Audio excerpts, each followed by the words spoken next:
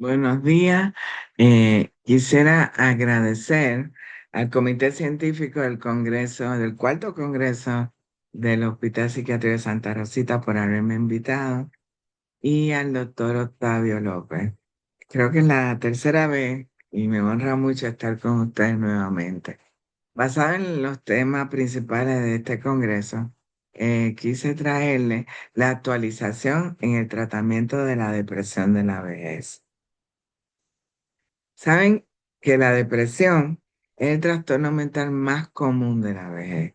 Curiosamente, muchos creen que es la demencia, pero realmente no lo es. A nivel mundial se habla que de un 15 a un 65% de las personas mayores de 65 años en algún momento habrán de padecer o han padecido de depresión. Es más común en mujeres que en hombres y se habla de trastornos depresivos mayor, distimia, en un 40%, y depresión bipolar, que ya traen este paciente con herencia, en un 5,3%. Toda depresión o toda condición psiquiátrica en la vejez, su etiología principal son causas orgánicas o condiciones físicas. Por lo tanto, la depresión se asocia a condiciones físicas. Esta es una población que deprimida tiene un alto índice de suicidio. Hay dos poblaciones en las cuales hay un alto suicidio, que es la adolescencia y en la vejez. Hay muchos deprimidos ya viejitos en hospitales, e instituciones geriátricas. No sé si en el Hospital Psiquiátrico de Santa Rosita tengan una sala de psicogeriatría, pero la tendencia es que se deprimen más institucionalizados. Y después del COVID se ha registrado un gran impacto psicológico en esta población, que ha aumentado la depresión en un 54%. Se habla en Europa en general y en España en un 5%. Cuando hablamos de las posibles etiologías o las causas de depresión en la vejez, tenemos que tener en cuenta las causas biológicas, es decir, ya el proceso de envejecimiento hay pérdida, ya es difícil para la persona envejecer, pero va a tener una serie de enfermedades que se habla que el envejecimiento no es sinónimo, eh, y envejecer no es sinónimo de enfermedad, pero es la etapa de la vida donde más enfermedades abundan. Por lo tanto, hay que descartar en ello enfermedades cardíacas, endocrinas, cáncer, demencia, deficiencias nutricionales. En esta edad es muy importante la alimentación. Se habla que hasta de 2.600 calorías por día. En la vejez debe desayunar, merendar, almorzar, merendar, cenar. Hay mucha polifarmacia, una que hay que descartar. Por ejemplo, la atenolol, que es un antihipertensivo, es una causa etiológica de depresión. Tener muy en cuenta que aunque una persona sea vieja, trae una genética, y esta genética es una herencia que hay que descartar también, por la cual se observa que sea más resistente en la respuesta o eficacia de la medicación. Sobre todo porque hay antecedentes familiares de depresión, no necesariamente un trastorno bipolar o unipolar, sino que traen como en ellos una carga genética de depresión. Y es por eso que entra la farmacogenética. Y finalmente, los neurotransmisores empiezan a disminuir, y sobre todo la serotonina, por la cual pudieran deprimirse. Sí, hablando de causas y descartamos como primaria en la depresión y en cualquier condición psiquiátrica en la vejez, las causas biológicas o físicas, continuamos con la psicológica. Yo no encontré nada a nivel biológico, pues entonces debemos descartar la psicológica. Podría ser que en estas edades la jubilación es algo que deprime mucho, la pérdida de la pareja, la viudez, la pérdida de los hijos, el síndrome del nido, el nido vacío, en el cual muchos pacientes no aceptan que sus hijos ya se fueron, crecieron y se van, como los pajaritos, enseñaron a volar y se fueron. Hay mucha gente vieja sola. En Estados Unidos se habla de más de 8 millones personas, adulto mayor en soledad. Hay un sentimiento de inutilidad, quisieran hacer cosas y no les permiten ni la sociedad a veces participar, los discriminan, los aíslan. Los mismos hijos visitan quizás a sus padres el día de Navidad, el día de los padres, el día de las madres. Hay un, hay un anuncio muy simpático de un viejo en Europa que mandó a decir que estaba fallecido y invita, como si fuera una tercera persona, invita a los hijos a su supuesto funeral. Y cuando ellos llegaron, eran tres, el padre estaba vivo. Y él dice, es de la única forma que ustedes vienen a verme. Eh, y la pérdida de amigos, hay generaciones de amigos, estudiaron juntos, crecieron juntos, siguen compartiendo, se casan. Y yo tengo un paciente muy simpático, él tiene 78 años, y él dice que él tiene una amiga, que ellos eran generación a la misma edad, y que ahora la amiga tiene 10 años menos que él. Es increíble, estas mujeres se quitan hasta en la vejez la edad, doctor. Y la muerte. La muerte es parte de la vida y depende de cómo hayan vivido, es que enfrentan la muerte. Si yo digo, si cada etapa la vivieron como debieron haberla vivido, llegan a la muerte en paz. Y si no, no aceptan la muerte o sufren al llegar a tener que enfrentarse a ella. Finalmente, las causas sociales, los contactos sociales son reducidos al perder amigos, es muy difícil de hacer amigos. La soledad, la pobreza es la etapa de la vida donde menos dinero la persona gana, porque si trabaja y le da un retiro es un mínimo y ya no les permiten trabajar. Y las enfermedades físicas propias de esta edad. ¿Cuáles serían los síntomas que podríamos observar en esta depresión? Bueno, no es tristeza propiamente, sino un humor depresivo que puede durar 2 semanas o más.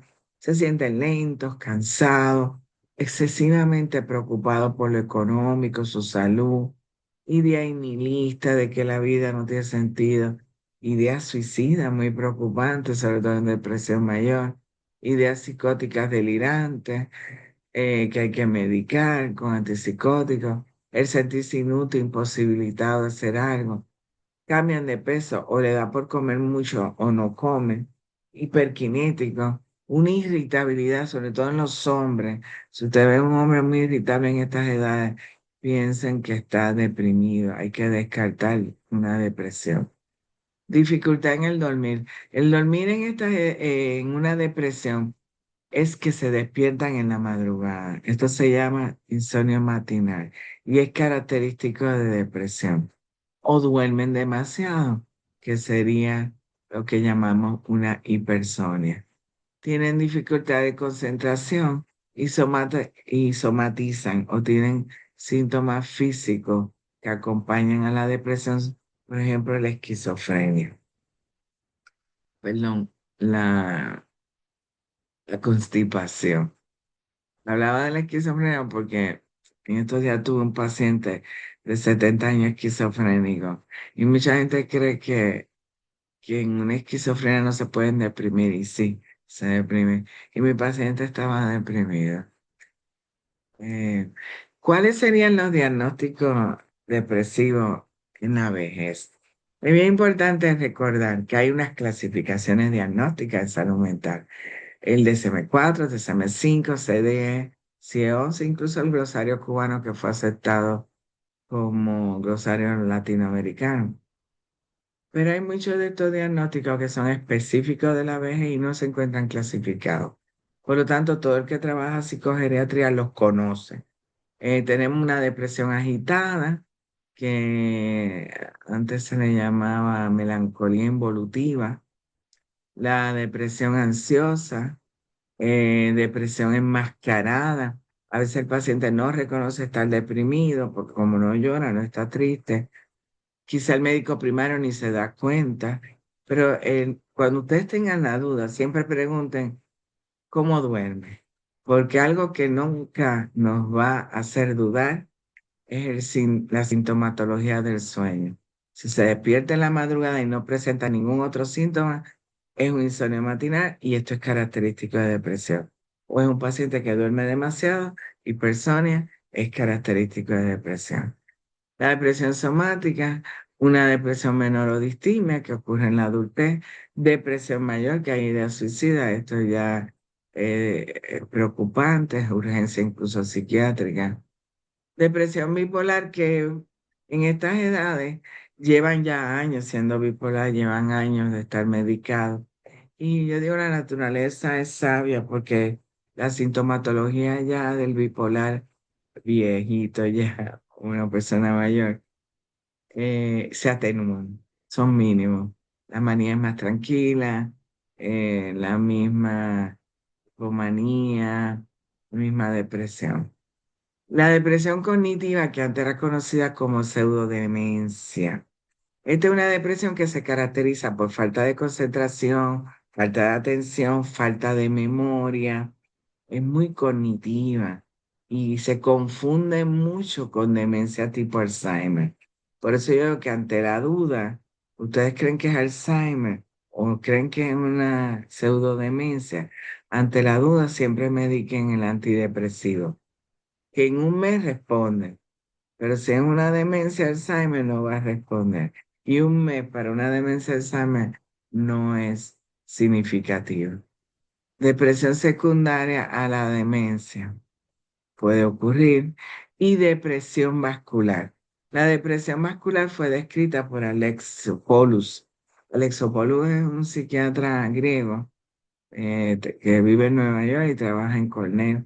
Y en el 1997 observó que un paciente geriátrico, después de haber sufrido algún evento vascular, a los 2 meses, a las 2 semanas, perdón, se deprimía. Un infarto, un ACV, una hiperlipemia, el paciente se deprimía. Y a esa depresión, como él la vio asociada a causas vasculares, le llamó depresión vascular. Responde muy bien con sertralina, los pacientes. Hay algo a tomar en cuenta. Se dice que las condiciones orgánicas en la vejez nos producen enfermedades psiquiátricas. Pero entonces la pregunta es, ¿la depresión es producida por una enfermedad somática o es la enfermedad somática que deprime al paciente? Lo que se sabe es que en el paciente geriátrico hay una relación directa entre la depresión y la enfermedad somática. Causas físicas, causas orgánicas, enfermedades metabólicas nos llevan a una depresión. Por lo tanto, el primer, yo digo, mandamiento de la psicogeriatría es descartar organicidad. Es muy importante ante un paciente deprimido en el mayor de 60 años detectar y descartar organicidad. Anomalías metabólicas, por eso es que esto es tan importante antes de comenzar el tratamiento. Hay una tendencia de medicar en esta edad y polifarmacia. Ay, no duerme, dele una benzodiazepina. Ay, está muy deprimida. Vamos a darle este antidepresivo. Ah, no responde, no. No responde porque lo primero que había que establecer era por qué se deprime. Por un hipotiroidismo, por una anemia, por una condición de una neoplasia del páncreas. Generalmente el cáncer del páncreas inicia con depresión y más adelante, cuando ya está avanzada, es que se dan cuenta que estamos en presencia de un cáncer, sobre todo en la cola del páncreas. Pero entonces, como esta edad necesita ser muy bien estudiada para descartar la organicidad y establecer la causa, establecer el diagnóstico y propiamente el tratamiento, pues lo primero es hacer una muy buena historia clínica.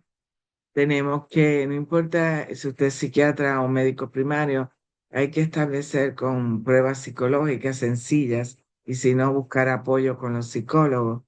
La depresión de Hamilton y la escala de Sund de depresión se utilizan mucho, pero yo siempre digo que y la recomendada sea la escala geriátrica de depresión, la GDS, porque esta nos va a determinar propiamente en esta edad y está validada para esta edad y el paciente nos va a determinar si está deprimido o no. Hay que hacer analítica en laboratorio. En esos laboratorios indicar pruebas del tiroides, los folatos, descartar vitamina B12, la urea, los electrolitos, la deshidratación lleva a la depresión. Un hemograma en una anemia, como les decía, da depresión. Una infección urinaria. Hay que descartar en ello, inclusive otras condiciones, por ejemplo, la hiperlipidemia, que si el aumento del colesterol no se toma en cuenta, pero en hombres, por ejemplo, la irritabilidad como síntoma nos está marcando una depresión. Y a veces tienen el debut de una crisis hipertensiva o tienen un aumento de los lípidos. Y finalmente las imágenes. Es muy importante indicar, y yo digo, no pierdan tiempo con tomografía, la resonancia. Y curiosamente, la depresión nos da unas hiperintensidades que asemejan a una depresión vascular. Y es por eso que sí se sabe ya que la depresión cambia la estructura anatómica del cerebro. Incluso se habla de que pudiera ser una enfermedad inflamatoria. Y miren cómo se observan estas pequeñas intensidades, por lo cual se establece que pudiera tener depresión. Y el imagenólogo a veces lo confunde con una depresión vascular. Entendiendo todo esto, entonces vamos a hacer tratamiento y voy a hacer una revisión de todas las posibilidades que tienen en estas edades para poder no solo medicar, sino utilizar tratamientos que puedan ser adecuados para los mismos. Miren todas las posibilidades que tenemos de familias de antidepresivos. Pero en la vejez, el concepto y la premisa debe ser que el fármaco antidepresivo que vaya a utilizar me genere eficacia, que tenga un inicio, una respuesta y una remisión, que pueda darle un seguimiento a este paciente con esta medicación, que sea seguro, que tenga los menos efectos secundarios posibles, seguridad y tolerabilidad. Síntomas de descontinuación. Saben que el antidepresivo no son adictivos, pero no podemos descontinuarlos de golpe. Y tenemos que establecer para que no existan los síntomas de descontinuación, sobre todo con los serotoninérgicos. Y por eso se habla de un día sí, un día no por 14 días. Que este antidepresivo tenga las menos interacciones medicamentosas posibles, que haya un costo y efectividad. A veces los pacientes piden que sea barato el medicamento y lo barato sale caro. Y tenemos entonces, yo siempre digo, o las originales o genéricas con calidad. Porque a veces si buscamos una baratita que tenga tantos efectos secundarios, en vez de ayudar a que mejore y haya remisión de su depresión, la alargamos con los efectos secundarios propios de esa medicación, que no presenta calidad. No olvidan que en la vejez la farmacocinética y la farmacodinámica no es la misma de un adulto y por lo tanto en ellos están ya mm, deshidratado, ¿verdad? Su cuerpo ha perdido agua, mucho más que un adulto. Las medicaciones hidrosolubles no van a ser muy bien recibidas, sino las liposolubles. Pero el riñón necesita que sean hidrosolubles. Por eso es que hay que saber escoger cuáles podrían ayudar y que tengan una farmacokinesia lineal. Evitar la polifarmacia, que en esta edad me da pena porque todo el mundo indica. El reumatólogo, el diabetólogo, el cardiólogo. Y, y este es un ser humano en un cajón donde yo meto muchos medicamentos. Más medicamentos, peor es para que esté ahí los pacientes, más efectos secundarios va a presentar. Y la premisa es indicar lo menos posible y en la menor dosis posible. Esta es una población que le gusta mucho la automedicación, hay que tomarlo en cuenta. El incumplimiento, a veces no, ay, se les olvidó, no tienen quien los cuide o no lo desean tomar. Pero algo que les recomiendo a todos es, si tienen duda de qué indicar o qué prescribir, tenemos los criterios BEARS, las guías geriátricas terapéuticas BEARS, creadas por la Sociedad Americana de Geriatría, y esta nos indica qué podemos prescribir y qué no podemos. Y es importante porque se está actualizando constantemente. Se las recomiendo no solo para los psiquiatras, sino los clínicos que pudieran estar aquí hoy. Algo a tomar en cuenta que mucha gente obvia porque piensa que ya por ser viejo no hay una genética, sí, trae una herencia. Porque esa herencia, esa genética, esos genes que han debutado en un polimorfismo en por el cual me presenta una depresión, nos afecta en la respuesta de los antidepresivos.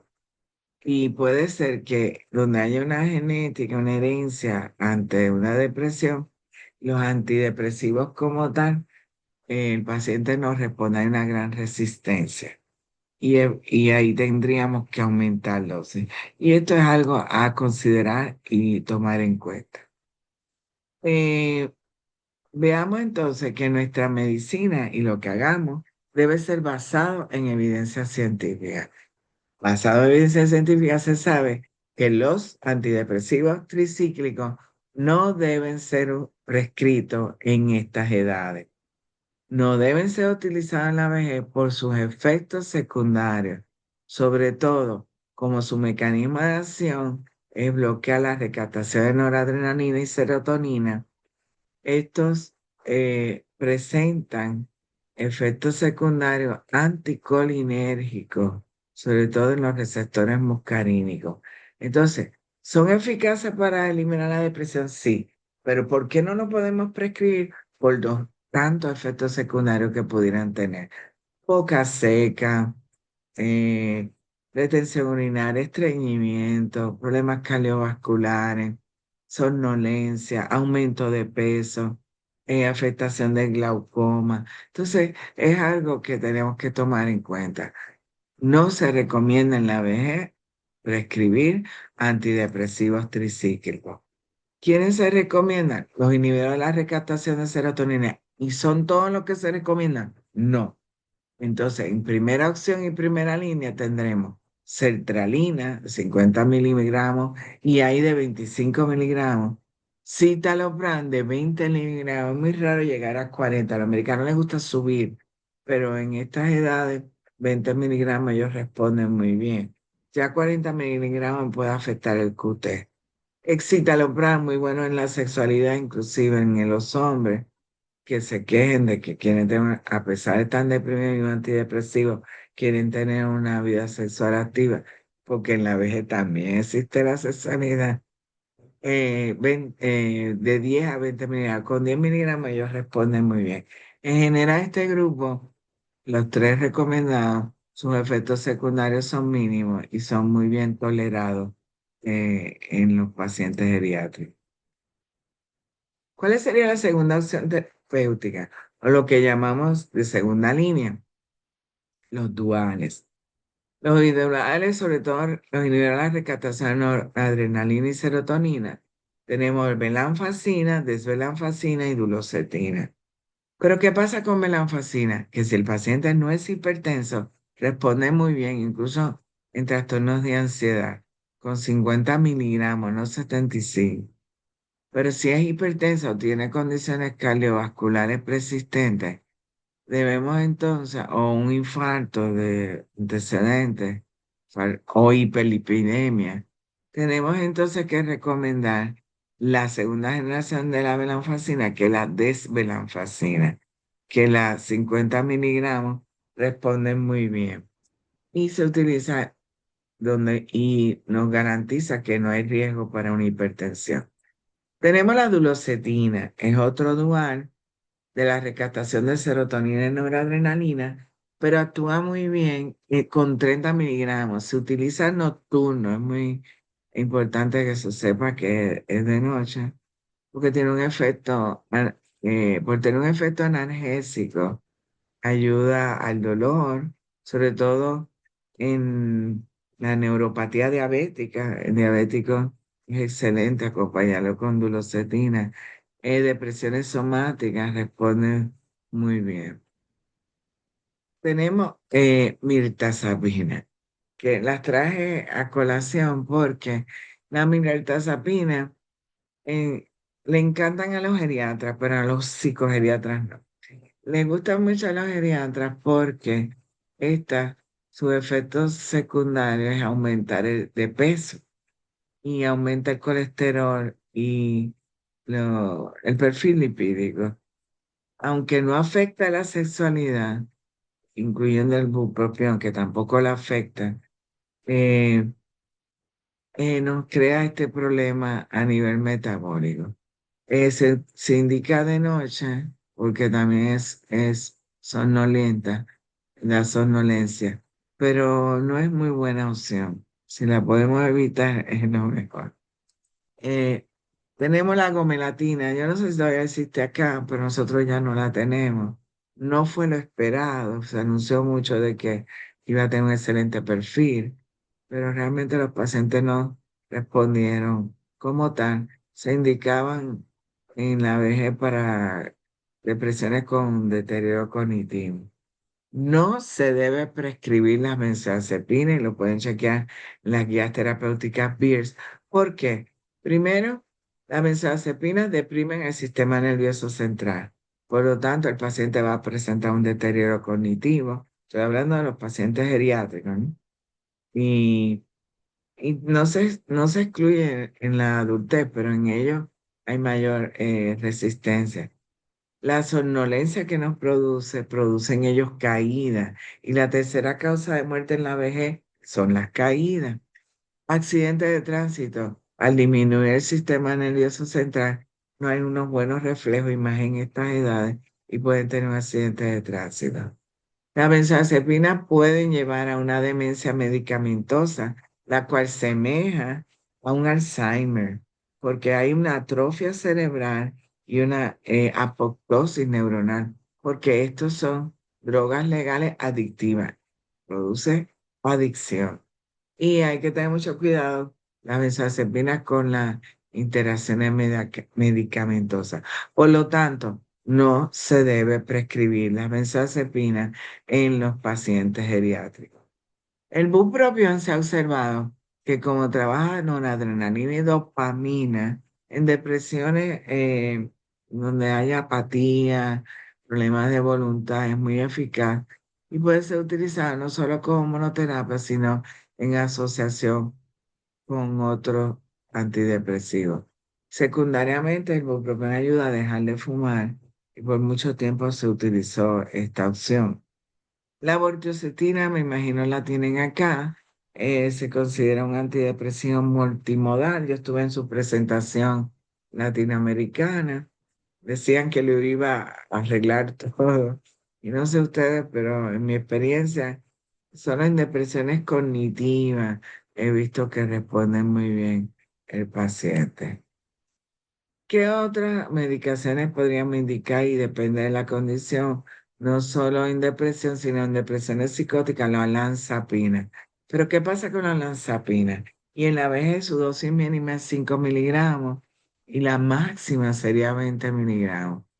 El problema es que sí es muy bueno en dosis de ataque sacar a la paciente de crisis y se ha visto que es eficaz en esquizofrenia hasta el día, es decir, pacientes mayores que ya tengan una esquizofrenia o debuten en esa edad muy raro con una esquizofrenia en depresiones donde haya síntomas psicóticos, pero la recomendación es no usarla más de un mes.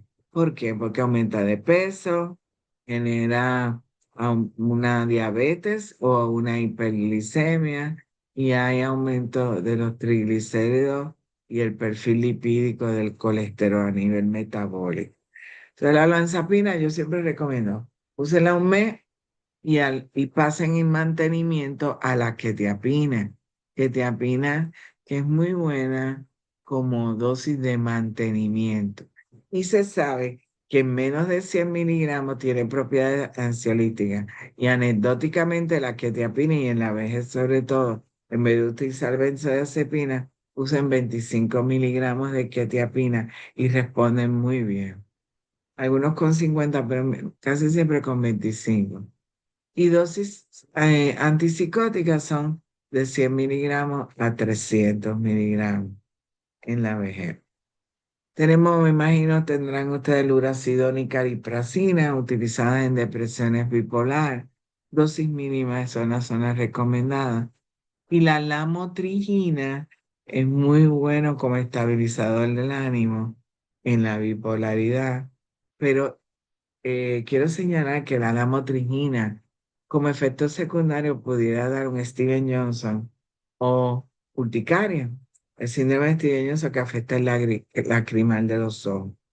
Y es por eso que debe ser titulada. Inician un cuarto el primer día, un cuarto el segundo, media tableta el tercer día, media tableta el cuarto día. Y aumentar cada 2 semanas si fuera necesario esos 25 miligramos. En mi experiencia, ellos responden muy bien con 25 miligramos. Algo que deben explorar es que en estas edades, estos pacientes les encantan los tecitos, y me imagino aquí ocurre lo mismo. Y ellos creen que todo lo natural no hace daño. Se sabe que sí, que crean efectos secundarios. Por ejemplo, ginseng acelera. Ginkgo biloba unido a vitamina E podría dar un accidente cerebrovascular. El té de tilo relaja, la valeriana relaja, pero las tabletas de San Juan no ayuda tanto a la depresión como se habla. Por lo tanto, siempre en su historial clínico, exploren qué toma el paciente o qué está haciendo, qué tecito, qué té está utilizando. A la hora de medicar un antidepresivo, tenemos que iniciar este tratamiento y terminarlo. En la vejez no podemos dejarlo por seculum seculorum, no, no podemos. Generalmente en este cuadro se describe muy bien, un paciente se deprime y tenemos que de las primeras 12 semanas el medicar. Se supone que a las 4 semanas, a las 2 ya hay una pequeña respuesta y a las 4 vemos respuesta. Como máximo dan 12 semanas a la cual el paciente va mejorando y aquí habla de una recaída, porque en esta curvita, muchos pacientes al ir mejorando, abandonan el tratamiento y tenemos que comenzar de nuevo. Pero si no lo abandonaron, se supone que ya al cuarto mes me presente una remisión, que es la meta. Pero como no queremos que haya una recaída, de manera preventiva, de 4 a 9 meses se debe medicar el antidepresivo.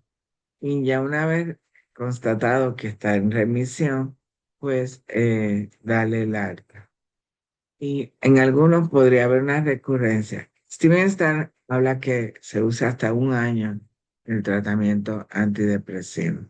Lo que hay que estar es vigilante y ver cómo responde el paciente. O yo tengo depresiones por condiciones adaptativas, por situaciones adaptativas, que en 3 meses ellos responden muy bien. Como todos saben, no todos van a responder al tratamiento antidepresivo. Un 30% presenta una parcial respuesta a total remisión. Un 60 y pico, 67% se habla. No. Es decir, un 30% no va a responder. Y por eso es que nosotros tenemos que utilizar otros tipos de tratamientos. Y dentro de esas nuevas opciones está lo que se llama la neuromodulación o la neuroestimulación, que se ha dado en el congreso anterior de ustedes, yo les comentaba. eh, en lo particular, tengo una experiencia ya de 7 años. Nosotros tenemos el equipo de la estimulación magnética transcranial repetitiva que ayuda muchísimo en la depresión. ¿Qué se define como neuromodulación? Quiero que sepan que este es el nuevo mundo de tratamiento. En psiquiatría inició con psicoterapia, después la era de la psicofarmacología en el 1952 y ya a partir de 1985 estos diversos equipos, que hay más de 15 y cada uno con objetivos y propósitos diferentes, se le está llamando los tratamientos de neuromodulación. Por definición, pertenece a las neurociencias clínicas y la neuromodulación es la estimulación de neuronas a través de drogas dirigidas, equipos implantados directos o indirectos, es decir, van a ser invasivos o no invasivos. La neuromodulación es ahora una gran ciencia, utiliza energía magnética o química o eléctrica para mejorar la función neurológica. La diferencia es que es directo al cerebro. Y es por eso que se está hablando de una neuromodulación invasiva o no invasiva. La invasiva es que hay que hacer una cirugía, por ejemplo, la estimulación cerebral profunda, usa un marcapaso a nivel cerebral, esto ya es con neurocirugía, y se utiliza para la depresión. La estimulación del nervio vago, aunque dicen que ahora hay una que no es invasiva, pero sí era también un marcapaso cerca del nervio vago. Parecía un marcapaso, parece, pero es para la depresión. Pero tenemos los no invasivos. Y dentro de no invasiva, en psiquiatría, históricamente se considera como el primer equipo la terapia electroconvulsiva, que como todos saben, se utiliza mucho, pero ya últimamente está en desuso al llegar la estimulación magnética trancada repetitiva. La terapia electroconvulsiva fue creada en el 1933 por Celletti Vini, unos italianos que estaban en un campo rodeados de puerquitos, de cerdos, y llegó uno y ellos estaban haciendo unos experimentos eléctricos y se electrocutó. Ay, y cuando vieron que convulsionó, se calmó, despertó al rato y salió tranquilo. Y ellos observaron esto y vieron que ay, quizá podría ser utilizado para los pacientes agitados de esquizofrenia. En lo, en lo, yo en lo personal jamás he aplicado eh, un electroshock, jamás. Mi formación siempre lo sentía algo muy agresivo al paciente y desde que llegó la estimulación magnética menos. Pero es mi deber explicarle que esta opción se puede usar una vez como algo muy extremo. Ya realmente no se recomienda, pero si él fuera el caso, la forma que se aplica, hay que hacer una buena historia clínica, examen físico completo, una evaluación psiquiátrica, análisis de sangre básico, y se indica en catatonías que no han respondido a la medicación, en depresión unipolar o manía, muy resistente al tratamiento y una agitación intensa. No es bilateral, es unilateral, un solo lado. En ellos los parámetros de potencia y frecuencia e intensidad aumentan, hay que aumentar. Suelen precisar los tratamientos alcanzar la remisión, pero no puede ser diario, se recomienda el diario y van a presentar un cuadro confusional que es el mayor riesgo, con pérdida amnésica y de amnesia. Ellos no recuerdan por varios días. Debe valorarse las lesiones y evitar alteraciones morfológicas o neurológicas en el espacio, ¿no? Infartos que pudieran ocurrir, fracturas con la terapia electroconvulsiva. Por eso, la llegada de la estimulación magnética transcranial repetitiva ha sido una acción, es segura, no invasiva. El paciente es impresionante cómo responden, depende qué onda utilicemos, porque la bifásica son como 2 semanas que se da el tratamiento, pero está la onda que es mucho más rápida, la onda rafagatita o teta, en la cual en una semana el paciente sale de la depresión. La estimulación magnética utiliza energía eléctrica que bajo la ley de Faraday cambia a través de una paleta que tiene hilos de cobre, cambia magnética, de eléctrica magnética, atraviesa el cerebro, el cráneo, llega a los tejidos cerebrales y produce neurogénesis, donde el paciente comienza a mejorar plasticidad, ese cerebro cambia, modulación y funcionalidad.